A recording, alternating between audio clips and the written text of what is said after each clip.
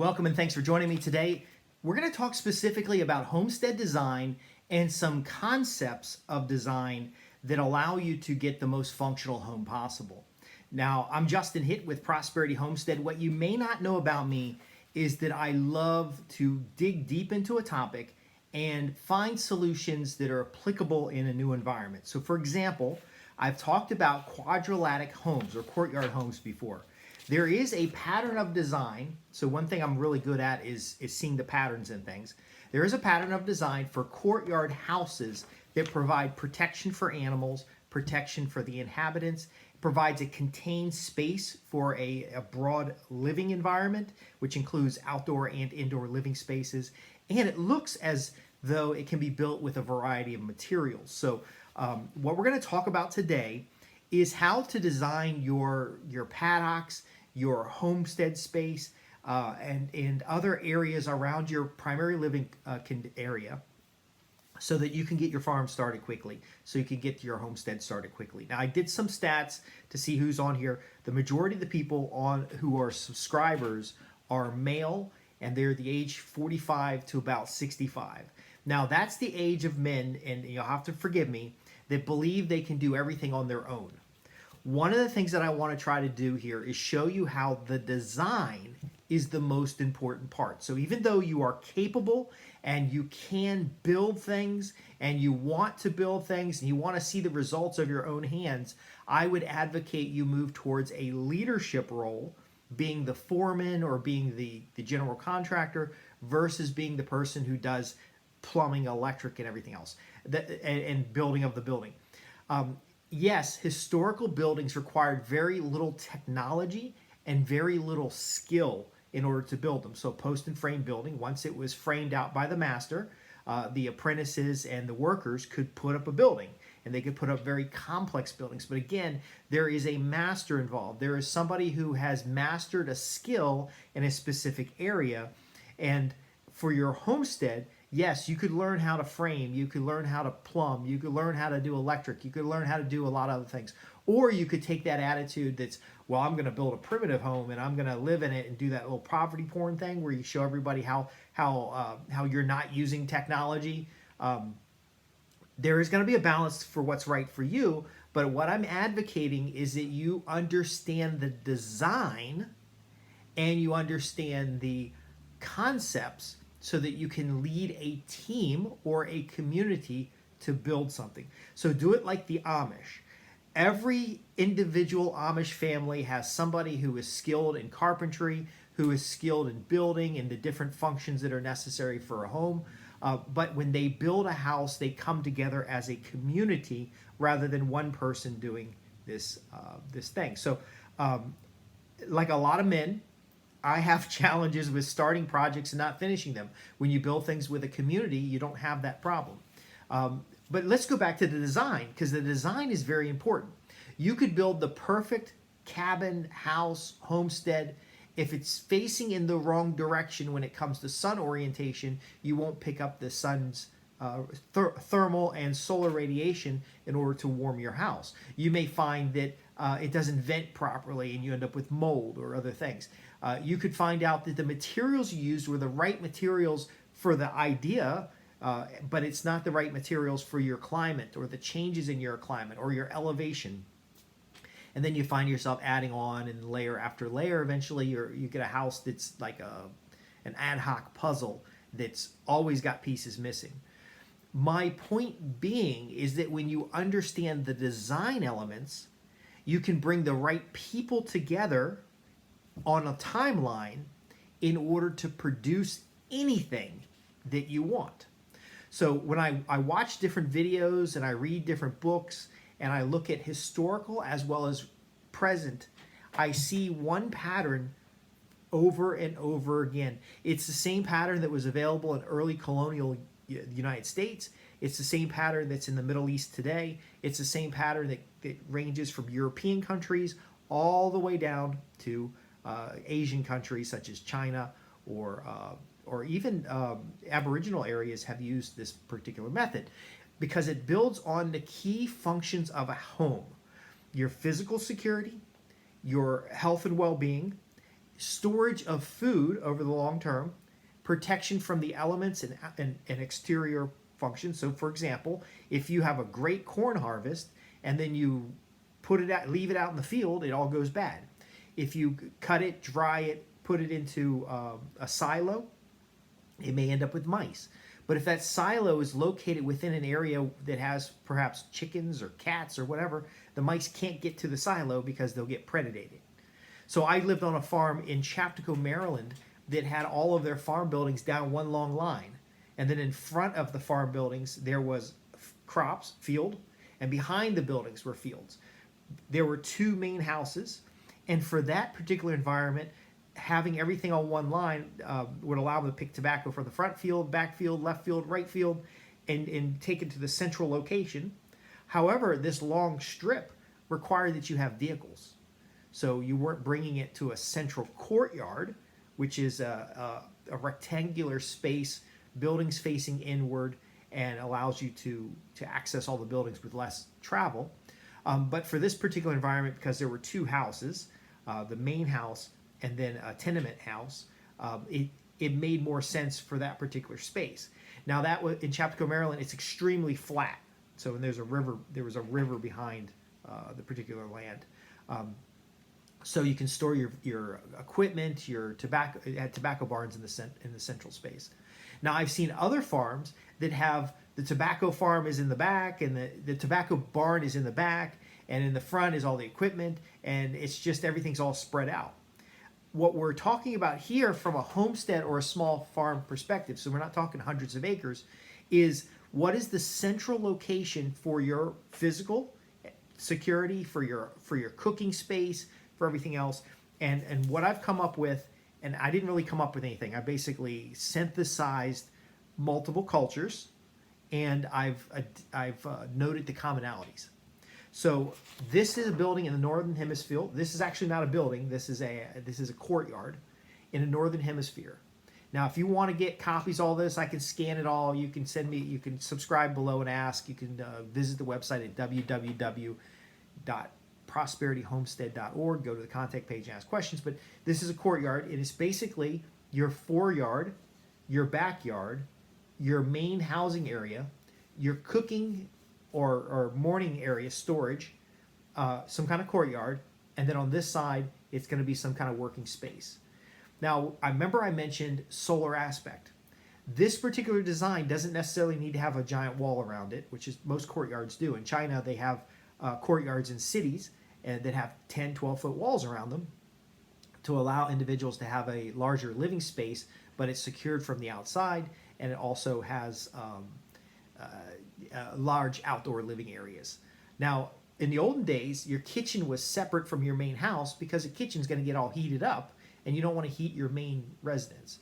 So you could have a simple main house that is a great hall and then a bedroom on either side, and then the actual kitchen space would be out in an outdoor kitchen off to the side. Now, why is the kitchen off to west?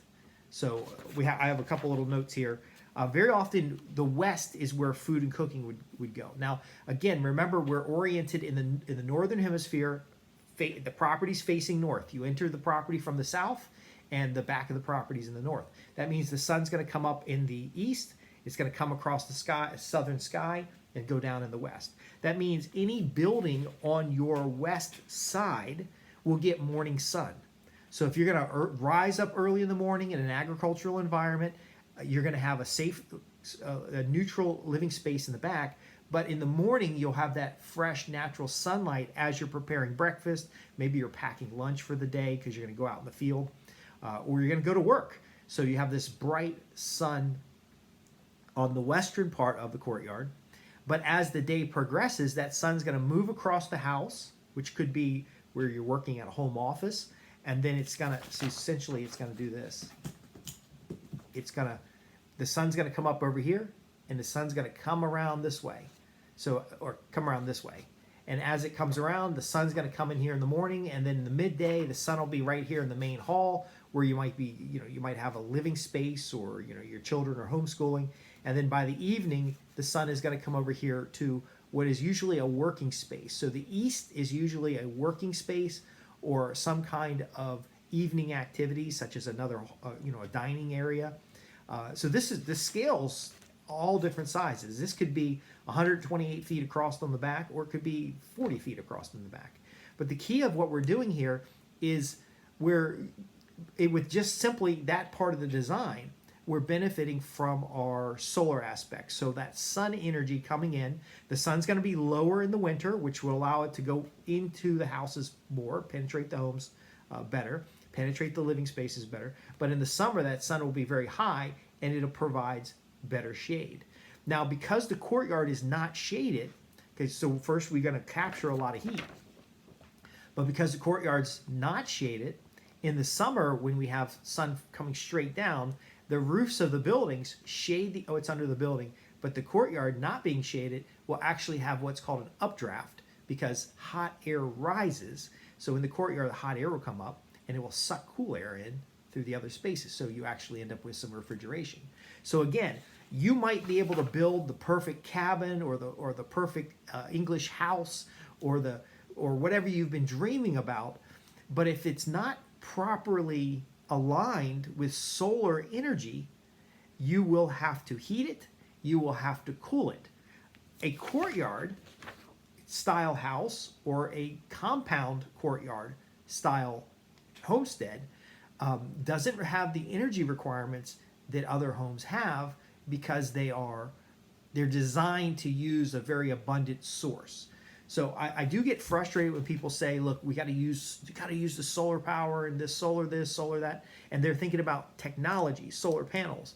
But the orientation of your home relative to the sun actually gives you the same benefits without buying any extra equipment. So again, the design matters. Now we're going to look at this. This is the framework for placing your home in it. But let's say you haven't built your home yet. The outer walls, whether they be wooden fences or concrete block or whatever you got, the outer walls do provide you protection in the internal area from the wind. So we have the sun, next we got the wind. So a courtyard design gives you the benefit of reducing the amount of wind that comes through the property. So in some climates, you want a high fence because it's extremely hot, and that wind is blowing across, whether it's blowing snow or whether it's blowing sand. The high walls give you some relief from the heat loss that is very often in a windy environment, especially in the winter. And in the windy environment during the summer months, you're going to have a high level of evaporation. So these walls, whether they be hedgerows in like England, or they actually are like 12-foot tall walls made out of mud, like Afghanistan or some other areas towards the Middle East. Again, it's a pattern of design that is across thousands of cultures and across, now I say thousands of cultures, but that's across a long time period. So early colonial homes might have an English salt box in the back or a small little cabin in the back, and then they would have what's kind of a frontier fence around the property.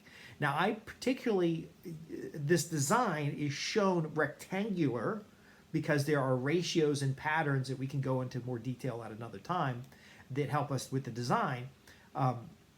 Like, for example, the sun angles. So this is a flat overhead view, but if it was a side view, the height of the roofs matter. So the main house can have a very high roof because it's receiving southern exposure in a northern hemisphere, but the side houses have to be shorter, otherwise the sun angle one house would shade the other house. So we can talk about that another time. If you want to do a course on this, we actually have enough materials now. I can show you the design, I can show you how it works, but my point being is it doesn't have to be rectangular. The rectangular design is because I want to get maximum density of human space in my zone 1. So zone 1 in permaculture is the space closest to your house, space easiest to get access to. I want the human density pretty high here because I want to maximize the land. If you've only got 5 acres of land, you can't spread the buildings out everywhere. So in Chapco, Maryland, on the Reeves farm where I grew up, they could spread out a little bit, but if they wanted to maximize their front field and back field, the buildings had to be in a long strip. So it's the same concept. of a rectangular grid or grid design. The difference is they put all of their buildings in the middle here because in a road in front of it because they had all this space up front that they needed for crops. They were growing tobacco and then feed corn afterwards. And by the way, feed corn doesn't taste very good. We tried to eat it. It wasn't very good. Anyway, let's talk a little bit more about this design. So we have our foreyard, and you notice there's a wall here and a wall here. When people come in from the outside, so this would be the road in this case, they go through this into this receiving area. And then from the receiving area, they can move into the courtyard, and then from the courtyard, they can move to the houses. As you move to the rear of the property, the more important things are in the back. So your storage would be out here. So your food storage, your bought food, there'd be a kitchen, and then there might be storage for rabbits, chickens, other types of things up in the front here, or feed for the animals. This foreyard might be where the animals come in at night, or it's where you receive guests. The key is that we are the design. What was interesting is I saw that it compartmentalized space so that if there was a physical security error, issue, you could actually keep people out. Now they can of course climb over the wall, but again, the wall produces a barrier which funnels traffic through the front. Now, when we're talking about bringing in animals at night, this foreyard could be huge, could be very big. But again, it has to be a secure space for nighttime bedding. And then when you take the animals out here, you can take them out to some kind of paddock or some kind of yard area. What was interesting in this design, in the Roman era for time period, for example, they actually had this design, but the animals would be underneath the living spaces. So the heat of the animals, the composting, so they used kind of a deep bedding system. That material would heat up and bring heat and moisture into the houses, which in Rome was a kind of a dry environment, would actually cool the houses off. In China, there's a couple designs where they would have their hogs here, and then the hogs in the front, or there are different animals in the front, and then in the floor they could wash all the manures into a drain in the floor, which would feed a biodigester, and then the biodigester would be around the kitchen area, so it would then allow the gas from the biodigester to be used to cook food. Now again, why am I going over this? Well, a lot of times people are just focusing on the house. So this is this came from a couple videos, just a little tiny cabin. It's got a front storage area. Again, it's similar, I'll hold it this way. It's similar to a courtyard. See, this is the courtyard, but it's at a house scale. It's got your receiving and entryway, which could be a mudroom. In Japanese design, this would be a genkan, where you take your shoes off, but it's like the dirty space. It would have a kitchen and then your bathrooms and different things. And then as you move into the back space, which could be the inner sanctorium, like in King Solomon, the temple mound. You go into the back, and that's where you have your heat and your bedding, your secure space. So, and of course, these are doors, and this is a window. This is a very tiny cabin, but again, it models the same courtyard concept, where if you're just coming in to use the bathroom, you don't have to walk through the whole house to get to it. So again, these key concepts that I can share with you in more depth if you're interested. I just want to give you an overview right now. These key concepts build on functionality first, leveraging environmental conditions. So if this was in like the Swiss Alps, for example, it would have a very high peaked roof to drop the snow off, but the floor plan could be exactly the same.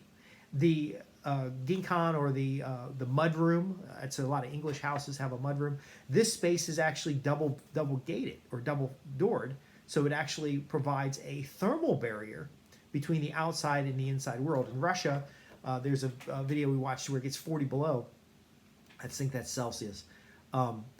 They have these spaces in front where people would have their heavy clothes and they would get dressed, and so this space would be super insulated. And then you'd come into this area, get dressed for the outside, and then you could go outside. They might store firewood in here to keep it dry.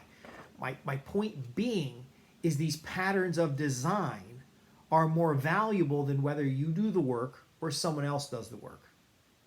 Understand this. I know a lot of dudes are on this call, and you're like, it's manly to do all the work yourself. But again, if you do the right work in the wrong design, you put your property in the wrong place on the, you put your house in the wrong place on the property. I've seen this. A lot of people want to get that scenic view. My mindset is the scenic views are available, but I'm going to put the house where I maximize energy usage and I minimize inputs. And then I'm going to create out the, you got a window. I'm going to create out the window the view I want. So I'm going to look out into my zone 1. I'm going to look out into my zone 2. My zone 1 is going to have all my gardens and other things. Now, again, in a courtyard design, you can actually have your gardens in the courtyard. In an English model, these courtyards are massive. You could drive a vehicle in here and turn it around. But a lot of the frontier or the colonial style, there'd actually be gardens in the front. So they'd have a tiny main house, and they'd have gardens in the front, and then maybe they put a pavilion up, which they're cooking under the pavilion, but they still have this little garden space out here. One of the interesting concepts, by understanding design, you can start getting your ideas down on paper. So maybe you do want to have a large workshop that's big enough for you to drive into. So if you're going to have a courtyard in the middle and you're going to drive into your garage, you might want to have doors on both sides of the garage so you can drive through the garage any heavy equipment that you might use. Now, when I say heavy equipment, a Ford 150 is heavy equipment to me. I'm not trying to drive combines. I'm not trying to own equipment that has software in it, for example. I want simple machines to grow enough food for my family and enough surplus for my community. So again, the framework of the design has adaptations for your land, but it isn't about putting the house where you have the best view.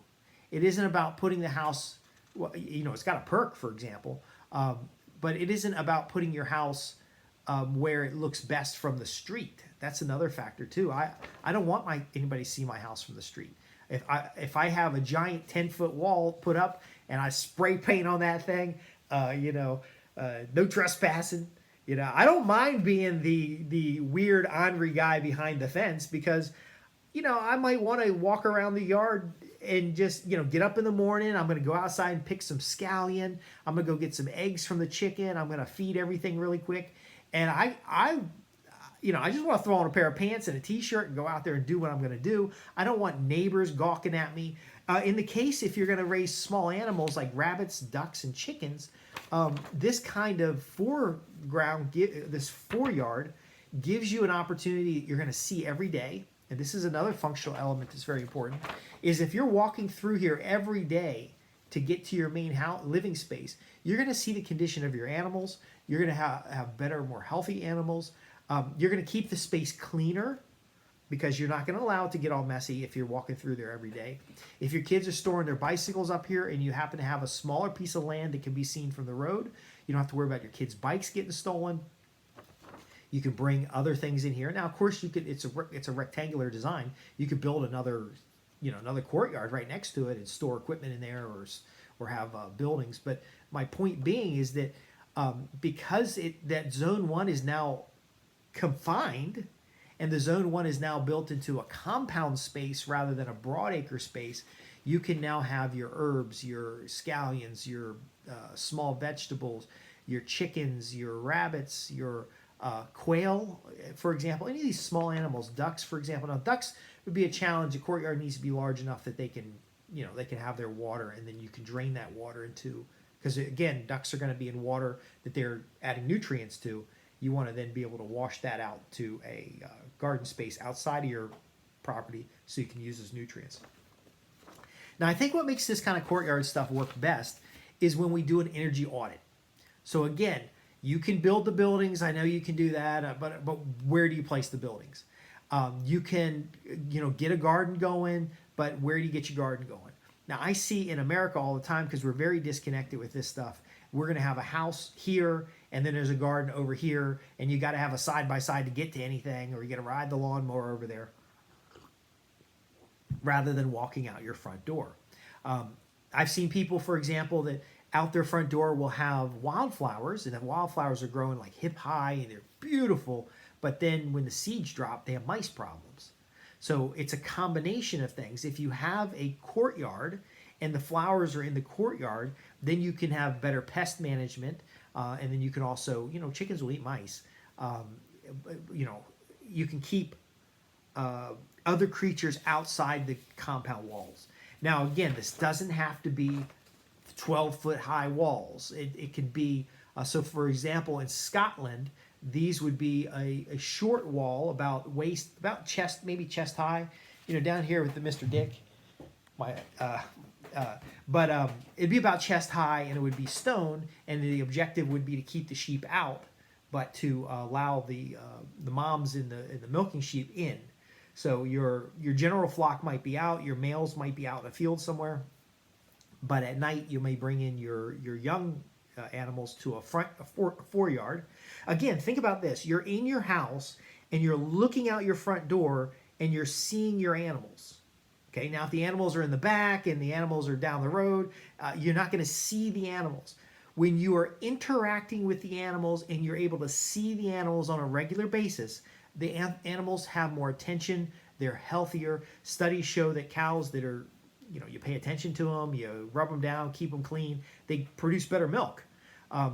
If you have chickens out there and your chicken coop is way down in the holler and the fox gets into it, it's going to eat all your chickens.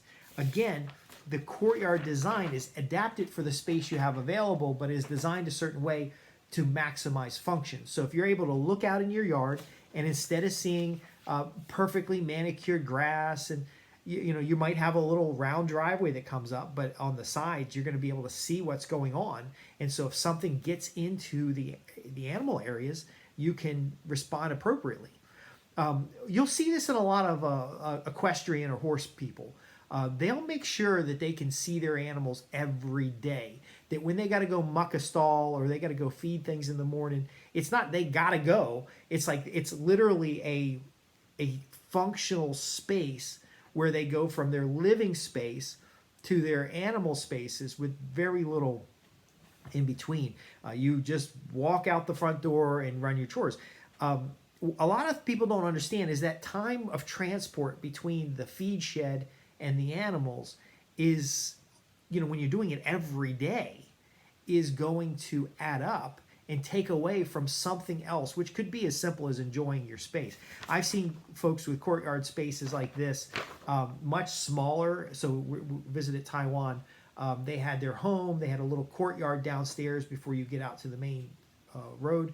The courtyard was full of hot peppers. So the small plants, hot peppers, scallions, tomatoes, all kinds of little small plants. And they actually had trees in their courtyard, which had star fruit and other types of, a little bit of citrus. I think it was a lime. But ultimately, they could come out in the morning, have the fresh herbs and vegetables. They could go out a little bit beyond their courtyard, and they could have the community space. But it was something that you weren't going to forget about. So the little garden off to the side of the house or a little garden behind the house doesn't get looked at. Now, I know in American culture we have a lot of backyard space, but one of the things I found in the designs that were most, that carried generation to generation, so a home that had a family in it for 500 years, tended to have the living space in front of the house and close to community.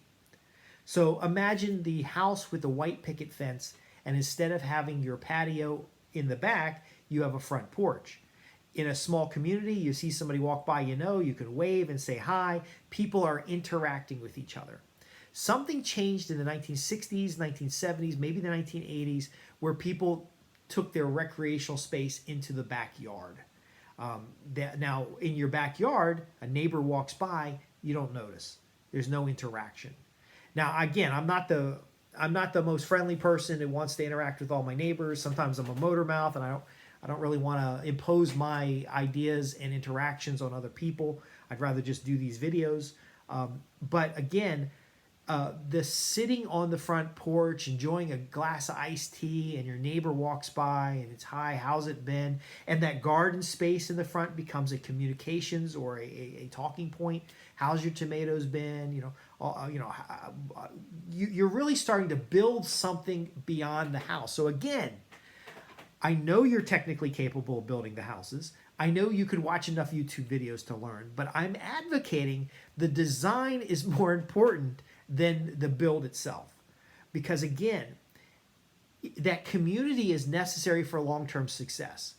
Now, a courtyard on a 50-acre piece of land that is self-contained is defensible, but you can also entertain. You can bring people over and entertain. You got a lot of open space. The high walls will deflect some of the sound, so you're not going to disturb neighbors if you got any neighbors. But the same design, what I was fascinated about is that the same design worked in cities as well. So in China, there's a butong, I think it's the pronunciation, where every household has a courtyard. And they have the community space is just right outside their front door. It could be down the street at the market. But internally, they had their own private city, per se. In Japan, it would be the Japanese townhouses, which were more narrow, but still had the courtyard living spaces. If you want to step out and get a breath of fresh air, you could do so inside your contained area or in your own courtyard, but you weren't that far away from the rest of the world. If you're going to have friends over and communicate and interact, so the Japanese courtyards, for example, Japanese townhouse courtyards, Edo period, would have shops in the front, and their living space would be on the second floor, but they'd still have this courtyard. I could go on about this for hours. What I found fascinating is that Asian designs, Middle Eastern designs, European designs, South American designs, all had common characteristics that solved specific problems that if you build into your own design could eliminate years of frustration. There's a reason a courtyard house might be sitting there for 500 years. It's because they didn't have to move it. They didn't have to build it and rebuild it. It's settled for storms. In areas where you have flooding, you may not have a stone wall or a block wall. You may actually have a dike or a earthen wall. So inside you may have a wall, and outside you may have soil or mounds of soil, so that in a flood-prone area, you're resistant to that flood. In the case where you have a river or something that tends to have like a 100-year flood, you might build your courtyard, elevate it, and then have a more secure base barrier to allow you to withstand a flood condition that may happen. Again, the design means more than than your ability to build it. You can build. This is the mindset I want to convey. If you know how to design, if you know how to lead, if you know how to bring teams together, I know you're saying it's going to cost you more if you hire somebody else. Trust me, it'll cost the same. It's not going to cost you any more because you're going to be doing something else of high value while they're doing the nailing and the hammering and everything. You might also say, well, the quality isn't going to be good enough. Well, if you're the foreman, you set the quality, and you'll spend all your time walking around telling them to do it better. But ultimately, we're not talking about building stick houses or spec homes. We're talking about building your homestead, and in many cases, your legacy. So you may want a space that is highly functional before you want a space that is highly fashionable, or you're going to bring your friends there and they're all going to get excited. Now, you can also design the courtyard in a horseshoe, so you can build your house in a horseshoe, and that's what you're going to see in Thomas Jefferson's design at his home, Monticello, and then also the similar design in the University of Virginia courtyard. Now, I know I've jumped all over the place, and I've covered a lot because this particular topic is fascinating. So let's just summarize before we wrap it up here the key elements you've got to understand and why design is so important. So first off, we're designing for your physical security first, okay? Your protection from the elements, your protection from outsiders, your protection from, somebody a big concern about that front porch is somebody's going to casually walk by and see some packages on your porch, and they're going to run up there and steal the packages. Well, yeah, that's possible, but you can design for that with a camera on the porch or a drop box for them to put the packages in so they're not laying out there, or just going to a local retailer and buying the items that you want. You can ship them to a local retailer, then go pick them up there. Man, there's like so many solutions.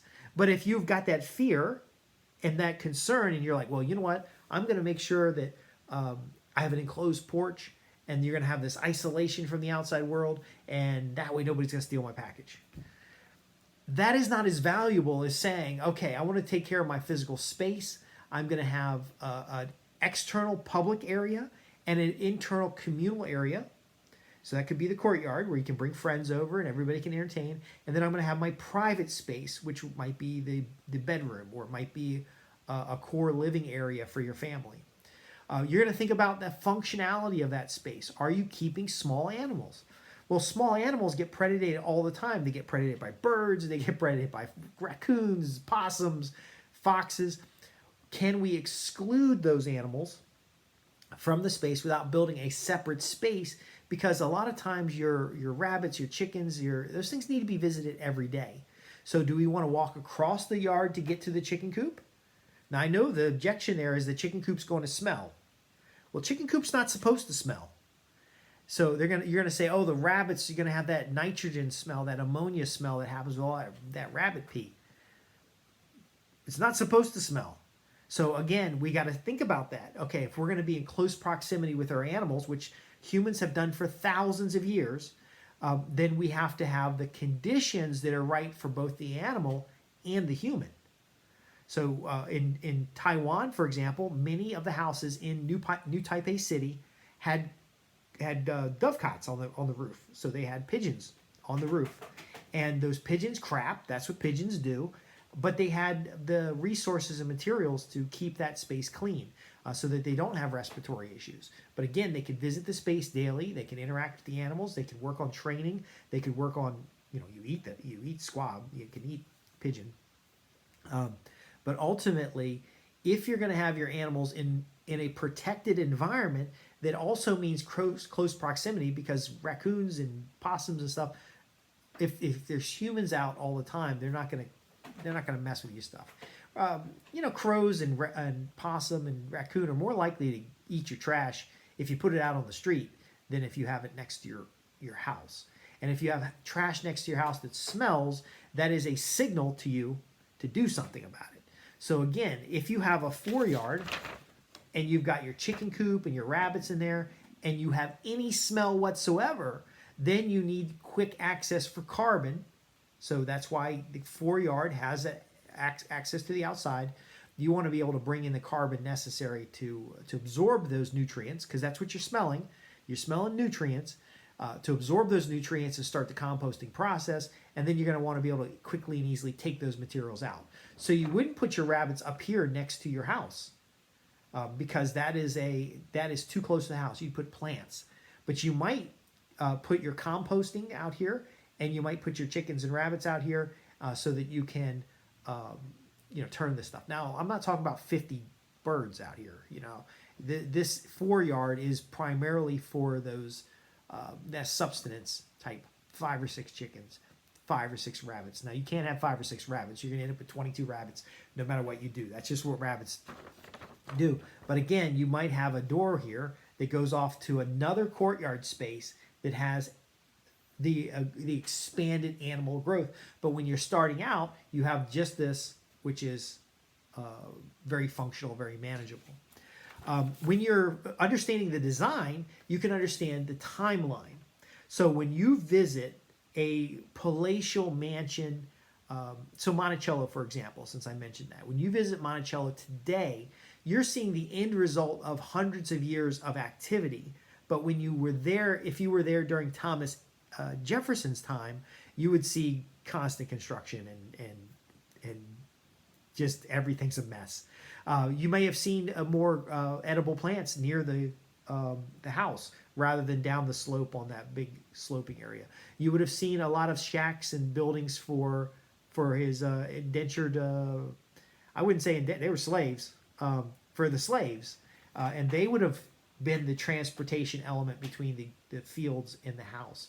You would have seen storage areas that were functional, that were actually things are going in and out of the building all the time. They had the Monticello building is built up top, and then underneath it has servant access ways, and then different elevators to move stuff up and down. You would have seen those spaces below just packed full of people and materials and equipment and stuff like that. It would not look the way it looks today. The same thing goes for plantations. The same thing goes for modern buildings that you may see. So in the Middle East, for example, the courtyard house is very common. It's more of a compound. In some cases, they'll pull a vehicle all the way into the courtyard, but it may not be as glamorous as it was 100 years ago. Because again, people interact with environments, things change. But if you don't, again, the design is the framework in which other things come in and out. So when you get started, you could just courtyard an area and say, look, I'm going to cultivate just this area. And that keeps you from spreading projects out too much. I'm going to have 5 chickens before I have 50 chickens. I'm going to have a small set of rabbits that you can buy feeders, and you can just grow out the rabbit rather than having a breeding operation. The key in the design element is that it lets you get started now. If you've got to acquire materials or raise a certain amount of money to start building a house on your property, it could take you years to do it. It's just the way it is with inflation the way it is today. However, you could build or you could buy a small, correctly designed cabin or tiny house, put the courtyard up around it. So now you have a secondary barrier of security, and then start gardening in just that space. So you've got a 12 by 12 garden. I know you're dreaming about your quarter-acre garden, and you're going to be riding your tractor and everything like that. But no, again, it's about living your dreams now rather than sometime in the long future. Now, if you're able to live your dream today, the dreams in the future can be much better. They can be multi-generational. They can be more enjoyment. I personally like the courtyard design because I can invite a bunch of friends over. Having the kitchen separate from the home allows you to heat that thing all up and get some. I like a meat pie in the summer sometimes too, and I don't want to heat my kitchen all up. So you're able to get that outdoor kitchen going. In my design, I'm actually going to have more of a commercial kitchen, because the commercial kitchen is so process animals and to do larger stuff. But I digress. The takeaway is you could spend all your life learning how to do something, but with the skills you have, when you understand design, you can actually get an unlimited supply of other people's skills. Money is just a medium of exchange, so it may seem like it costs more. I see all the time on the videos, we built a house for $50,000 and it took us 4 years and all of our own labor and we worked full time. That's a good story. But you could have had that house day one if you had a little bit different design. So a farmhouse fits into this design, and a lot of farmhouses are expanded over the years. If you have questions about what I've covered today, visit me at www.prosperityhomestead.org. I would love to take your questions and your examples for different climates. I'm primarily focused in a temperate climate, but this again works in arid climates, tropical climates, all kinds of climates. If you ask questions in the comments below, I can put together a full course on the most powerful and consistent design throughout human history that is the courtyard or the quadrilateral home. And I can show you different examples from different countries, but I can show you the design elements that make such a home very powerful. Now, in the southern hemisphere, the orientation is going to change, because remember, we're designing with the sun in mind. We're that nourishing light needs to be on crops. It needs to be in the house when it's cold. It needs to be the house needs to be shaded when it's warm. I can help you go through this, but I need your questions. Your questions will tell me that, one, you're interested in the topic of learning how to manage the design rather than having to do all the work yourself. And I looked at the demographics. Some of you boys are 65 and older. And if you think you're better off just getting a wall tent and start living on the property and enjoying yourself than to spend the next 20 years building something or next 5 years building something. But if you're interested in this kind of thing, and raise your hand, ask your questions. I'll be more than happy to put together a larger tutorial with better graphics. But what's powerful about this design is that it heats and cools itself, that it provides you safety and security. There are places on the planet where that's literal physical security and provides you defensive armament positions. But it also provides you the ability to have a better life for your animals and better quality of food. We didn't even get into the fact that some of these walls can absorb heat and radiate that heat at night for you. The power of espaliers. Courtyards are very popular in Victorian times in Europe because you can have those espaliered fruit, for example. But again, you tell me what depth you want me to go into, because I personally, and I advocate this time and time again, your ability to create a design is more powerful than your ability to do the work. Because the design, a properly functioned design, you can add the experts in. It's better to be the architect than it is to be the laborer. Now, there's nothing wrong with you supporting it with labor. There's nothing wrong with a design that is appropriate for your skill level and the time you have available to build something. But again, I want high levels of functionality. I want you to produce calorically massive amounts of organic, healthy food for your family. I want you to know that you can be in a space and have security. Now, this courtyard is not going to be top of mind for a suburb, but we still see this design in the suburb, except the home is up front. Now, again, and write in the comments what you want to hear about. There's so much to cover. So we can go over the mistakes, and then I'll wrap it up. But the main house in the front actually shades your backyard, and then unless you're in a very hot climate, that shaded backyard is useless. You can't grow veg in it. You can't do, you can't have animals out there. They'll get cold. You'll have wind chill. If you move the house to the back and you have all those things up front, then they get the good natural light and sun. You get a lot of growing speed. You get a more enjoyable space, and then the back can be used for things that can tolerate the shade or for your storage. So if you're in a hot environment and you have that in the back, this back area here would be shaded for human living space, and the front would be out in the sun for growing spaces. And then of course, once trees mature, you'll have shade in the front too. But oh man, this is so. I am so excited to share this information, but again, I need to see you in the bottom here. I need to see you like and subscribe. 80% of the viewers are not subscribers. So how do you know when I put this valuable content out? So again, ask your questions below about courtyard or quadrilateral homes. Ask about home design. Ask about your permaculture design plan for your overall property.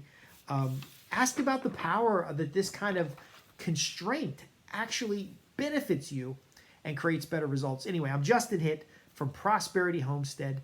I want to thank you for being a part of what we've covered today. We've talked about just kind of an introduction to quadrilateral homes, a little bit about design and the commonalities of designs across cultures and time periods. If you want to scan these things, mention it below and I'll get you a link.